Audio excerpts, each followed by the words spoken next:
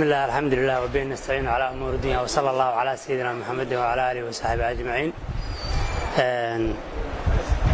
maantayto halkan waxaan isugu nimid munaasabad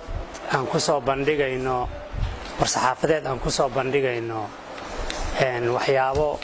shaqooyin ah oo ay qabteen ciidamada Puntland shalay oo taariikhdu ahayd 8 bishii 8 2022 ciidamada ammaanku ee gobolka Mudug gaar ahaan degmada Galdogob waxay qabteen qaraxyo oo siday gaari dhayna ah gaarigaas oo ka yimid koonfurta Soomaaliya wuxuu waday qaraxyo qalabka laga sameeyay qaraxyada fiisiyo bateriyo remoodiyo fiilooyin iyo waxyaabo badan qalab dadka khibradda u leh oo aqoonta u leh qaraxyada markii ay arkeen ay sheegeen ilaa 150 qarax in laga sameyn karo taa macnaheedu waxa weeye 150 qarax in la sameeyo waxay noqonaysaa waa gumaad ummadda Soomaaliyeed laga galayo iyo jariimo marka ilaahay mahadiis waxaan ku guuleysanay qaraxa qabashadiisa taasina waxay ka dambeysay kormeero iyo baraarujin ciidamada lagu sameeyay toddobaadkii hore oo xuduudaas Galdogob ilaa iyo aan ku tagnay oo social media laga helayo waxaan uga mahadcelinayaa dhammaan ciidamada gobolka Mudug gaar ahaan degmada Galdogob qabashada ay qabteen waxyaabaha qarxa iyo gawaarida siday mar labaad iyo mar saddexaad waxaan leeyahay waad mahadsantihiin waxaan kale oo la dardaarmayaa guud ahaan ciidamada xuduudda ku teedsan gobolka Mudug aan ku boorinayaa oo kula dardaarmayaa inay baabuurta barmuudada ah oo wadooyinka aan loogu talagelin maraya ayagoo iska dhigaya kuwa canshuurta ka cararaya haddana qaraxyada noocaana soo dhexgelinaya qaraxani waxa la soo dhexgeliyay gaari qudaar wada la soo dhexgeliyay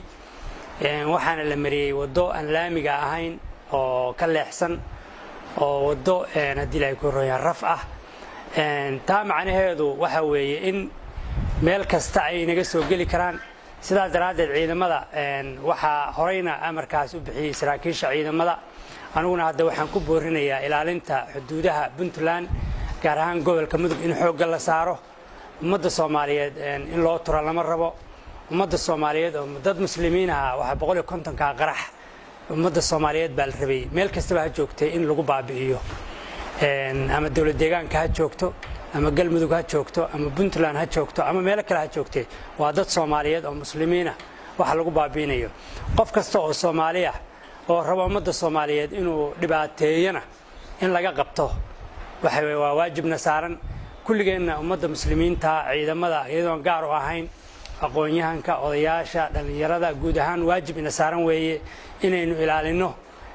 deegaanka iyo dalka waxay wax u dhimaya waxa weeye in ummadda lagu gumaada lagu talagalay taasaan kula dardaarmaya mar labaad iyo mar saddexaad waxaan si gaar ah hadii ay ku roon yahay u bogaadinayaa ashqaastii sida gaarka u qabatay oo aanu si gaar ah u abaalmarin doono hadii la haydmo abaalgud iyo dalacsiina la siin doono waa si gaar ah hadii ay ku roon yahay ugu mahadcelinaya halkan waxyaabahan iyo wax badan oo ku daba jira meeshay ka yimaadeen meeshay ka waxyaabaha la socday wixii ka soo horeeyay intaba baaritaanka waxa weeye ka hor dhicmayo baaritaanka keeni doona ciidamada ammaanka iyo laamaha baaritaanka bay u taalaa insha Allah taala dadkana waxaan rajaynayaa inay gacan ugu siiyaan mar hadii aan soo bandhignay waxyaabaha noocaan ah ayagana waxa weeye noloshooda iyo badbaadadooda ku jirta